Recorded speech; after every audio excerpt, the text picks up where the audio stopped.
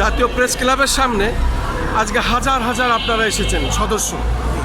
আপনাদের মূল দাবি কি? এর আগেও আপনারা এসেছেন, আমরা প্রচার করেছি।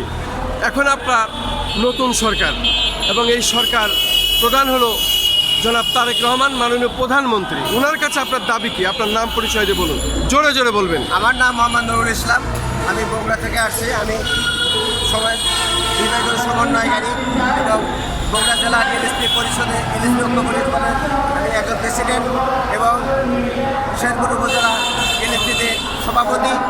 আমি এই এলএসপিদের পক্ষ থেকে বিভিন্ন সময় মিডিয়ার সামনে কথা বলছি। আমাদের তারেক রহমান সম্পর্কে আমার বিশেষ একটা অনুরোধ থাকবে যে আমরা বগুড়ার ছেলে হিসেবে বাংলাদেশের প্রধানমন্ত্রীর কাছে 4200 এলএসপি কর্মসংস্থান সৃষ্টি হবে। আমাদের প্রত্যেকটা ইউনিয়নে সম্পূর্ণ ঘর করা আছে, প্রাণী সেবা কেন্দ্র করা আছে, অথচ সেখানে রোগ নাই। এই জায়গায় সম্পূর্ণ কর্মখালি আছে। যদি 4200 পরিবার 4200 ইউনিয়নে একজন করে প্রতিনিধি সৃষ্টি করে দেয়, তাহলে আমাদের কাজের সুযোগ সৃষ্টি হবে। বাংলাদেশের প্রধানমন্ত্রী সুদৃষ্টি আসবে এবং বাংলাদেশে যখন মাংস স্বয়ং সম্পূর্ণ হবে।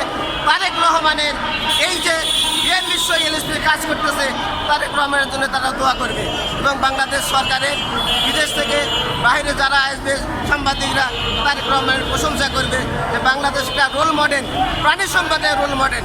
এই প্রাণী সম্পদ কেউ চিনত না। বাংলাদেশের এই প্রাণী সম্পদগুলো পশু হাসপাতাল নামে পরিচিতি ছিল। এলএসপিতে কাজ করার সুবাদে আজ এখানে প্রাণী সম্পদে পরিণত হয়েছে। বাংলাদেশে কতজন আছেন সদস্য আপনার? আমাদের বাংলাদেশে সারা বাংলাদেশে 4200 জন এলএসপি আছে, 4200।